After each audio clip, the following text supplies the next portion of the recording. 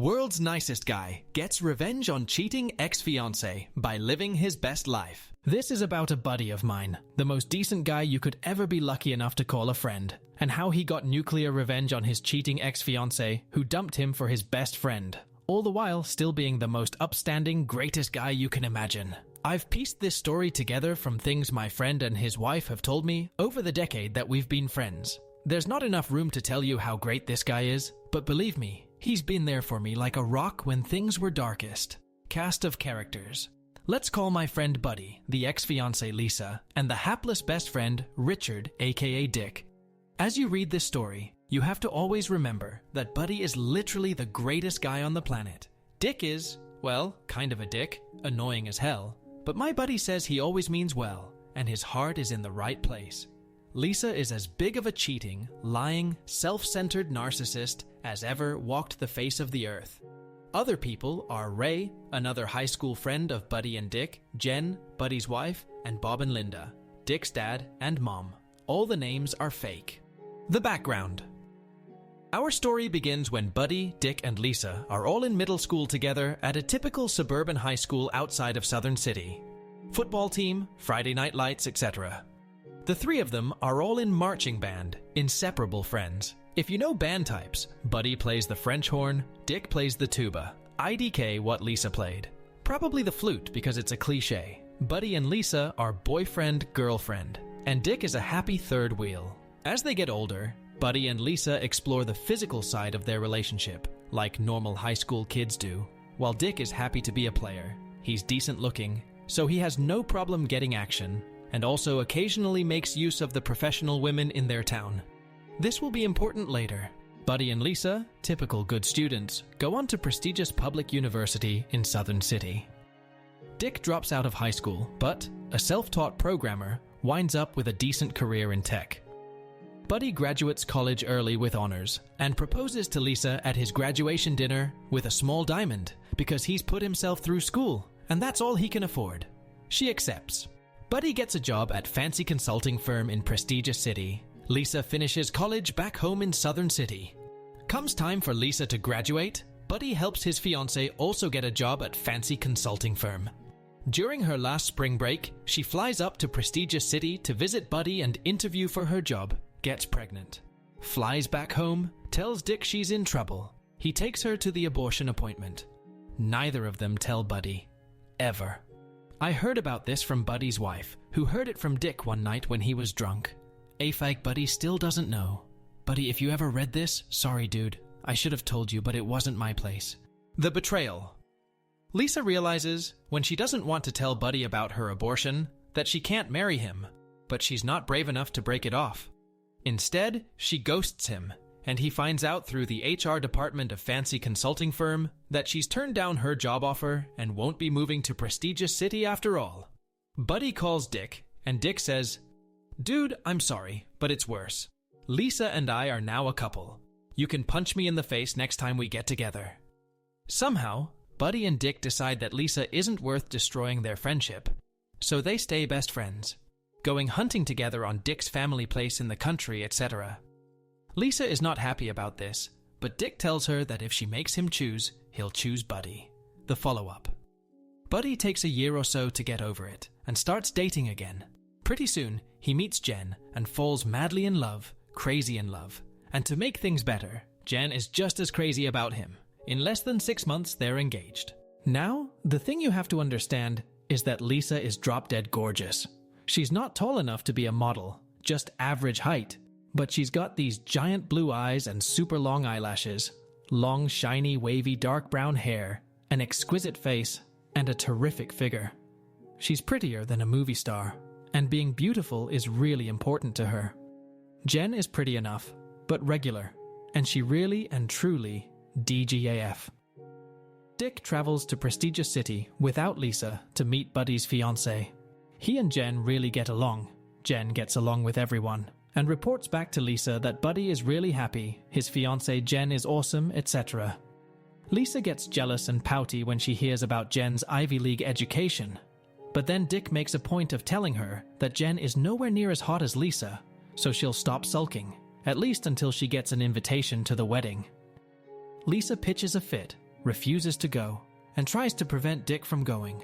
But there's no way in hell he'll miss his best friend's wedding, so he goes stag. NBD, it's a super small, low-key wedding. At the wedding, Dick reconnects with another high school friends of theirs, a guy named Ray, whose date to the wedding was actually someone else's wife. Ray has a thing for married women. This is important. Buddy and Jen go on living their best lives. At some point, Buddy gets an Ivy League MBA. His career takes off like gangbusters. They pop out a couple of kids. Jen quits her career to be a SAM. They're rich as hell, still crazy in love, and blissfully happy. A couple of times a year, the guys get together and bring their wives along.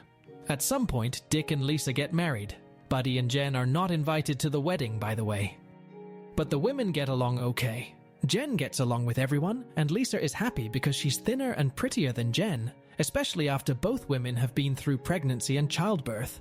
The years tick on. Things get complicated. One day, this is around 2008, when Buddy, Jen, and Dick are all playing WoW together.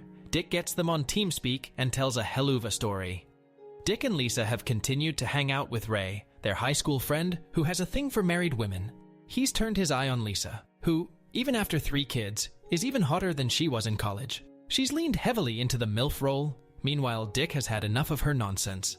He's decided to divorce her 3 times, but each time, when he tells her, she cries and gets all pouty. They have one last time unprotected sex. She gets pregnant, and bam, Dick and Lisa's 3 kids. Ray goes in hard with his practiced seduction routine, and Lisa cries to Dick that she just can't stand it. And can she please just have sex with Ray? They do. Dick watches, goes in for sloppy seconds, and Lisa and Dick's marriage enters its suburban swinger era. Dick gives Jen and Buddy every gory detail over the course of a 2-hour conversation, while they're all killing wolves on low-level alts in Elwyn Forest, and Lisa is upstairs with a bottle of wine. It's obvious, during their next visit, that Dick wants to join in sexy fun times with Buddy and Jen, but they're not into that. And after an awkward 5 minutes, things go back to normal. The kids all play together, the women make small talk, and Buddy and Dick hang out together doing the normal things that guys do. Dick tells Buddy that the reason they're into swinging is that he gets off on watching Lisa being degraded, and Lisa gets off on making Dick feel like he isn't man enough for her. This marriage is not happy, but Dick wants to stay married, because Lisa is hot as hell, she's got a solid career, and he's a mid-level tech guy with a GED who works from home while he takes care of 3 kids, so he'll never be able to do better. Things get worse. Dick calls Buddy to chat. His marriage has gone to hell. Lisa has, in her words, met the love of her life. She's moved on from Ray and from the swinging scene, and is now having an affair with a guy from the accounting department at her job. She's staying out all night. She's ignoring the kids.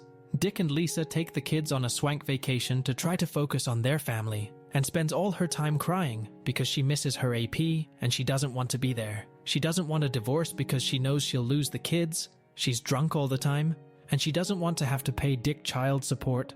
She wants him to let her live whatever life she wants while he does all the cooking and cleaning and childcare, and still brings in 50% of the household money. Lisa also will not STFU about how she could have married Buddy and been like Jen, a saham in a giant 5,000 square foot house with 6 bedrooms and a pool. I should mention that Buddy has also had a Neville Longbottom style glow up and gone from a nerdy band kid to a silver-haired, super confident, high-level executive in a top-tier consulting firm, whereas Dick is still the guy working from his basement in sweatpants, covered in Dorito crumbs. He has been working on himself, but there's no way he can compete in Lisa's eyes, although both Buddy and Jen tell me about Dick's great qualities. Lisa is jealous, hopping mad, and she blames Dick. "Dude, trust me, I know she is bad news. Leave her," Buddy tells his friend. It is the last conversation they will ever have. Holy shit, this is terrible. Buddy gets a call at work one afternoon. It's Bob, Dick's dad. Dick got drunk, woke up Lisa at 3 a.m., told her that he'd never loved her, that she'd never been enough of a woman for him, that he'd been visiting prostitutes during most of their marriage, and that he hoped she would go to hell. Then, he blew his brains out in such a way that the splatter went all over her and all over the bed. When the ambulance got there, she was hysterical, sitting on the curb outside the house, screaming over and over again, "Kill me too. It's all my fault. It's all my fault." Later, Bob would call Buddy to tell him that Lisa specifically says he is not welcome at the funeral. Bob and Linda, Dick's parents, step in to take care of the 3 little kids who did nothing wrong and do not deserve this, while Lisa does nothing but work and drink. The coup de grace. About a year later, Buddy flies to Southern City to put flowers on Dick's grave and visit with Dick's parents, Bob and Linda. Bob is still in shock, but he and Linda have taken Lisa in as a daughter. Lisa's mom is dead and she's NC with her dad and stepmom, to try and help her through this as much as they can. Why did Lisa say it was all her fault? And why did she ban you from the funeral? Bob asks Buddy. What don't I know? What's the rest of the story? Why did Dick do it? The moment of ultimate revenge. Buddy thinks for a minute and decides that it will help Bob and Linda to understand the tragedy that happened to their son if they know the full story. So he tells them everything. Bob and Linda have continued to do everything for the 3 kids, and they continue to treat Lisa well because that is best for the children, but the clock is ticking. Lisa's remarried now. When the kids are old enough, Bob and Linda will tell them the whole story. The youngest kid will be 18 soon. Buddy is still grieving over his friend.